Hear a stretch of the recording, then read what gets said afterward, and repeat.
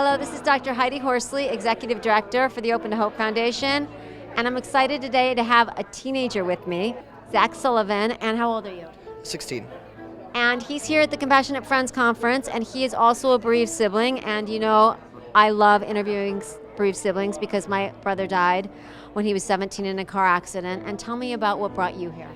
Well, originally my mom kind of tricked me into it. Yeah.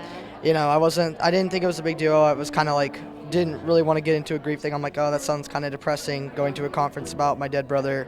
But then I got here and I just loved the atmosphere. The siblings are so accepting and so fun. Like, I've only known some of them a year and they're just totally accepting and awesome. And now I want to come every year. Even if they're not coming, I'm going to come every year.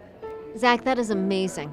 Okay, so it sounds like the hook for you, I mean, your brother died and you didn't want to come, understandably. I mean, what teenager wants to come?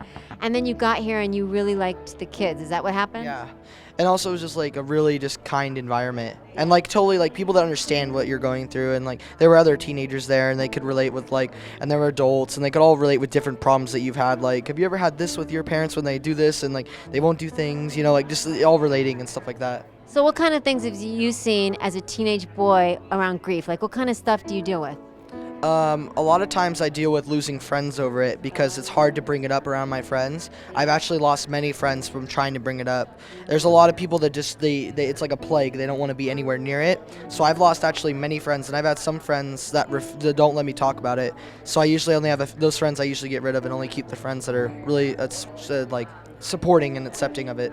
I love what you're saying because a lot of teenagers have never had a brother or sister die. Not many. And so I love that you're here with other people your age that understand it. What about kids out there that don't know how they're going to find hope again and just feel like life sucks and this was really awful? What would you tell them? Is there anything you would tell them? Well, I would tell them to stick through it because I'm pretty sure, depending on whoever their sibling was, they would want them to stick through it and continue, even if their relationship was kind of bad or something. The sibling, you don't want to in your life or like do something or be in the dark pit, maybe find someone that understands, because it's one person can make a difference. It doesn't matter. You could have, some people say they have 50, all it takes is one.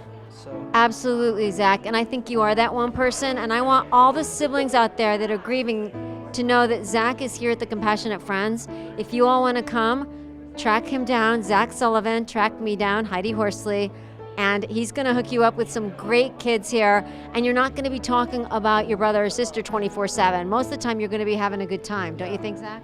Yes, most of the time you do not talk about your brother, but it is awesome that you do get to talk about it as well. It's a safe environment. It's very, very non-threatening, which is amazing, which is almost impossible to find in our society, especially because our society very, very much just poses on grief and very just hates it and treats it horrible, and like it's a disease. Don't even come near me with it. But here it's just, you would think it'd be sad, but it is sad, but it also it's happy because you found a home.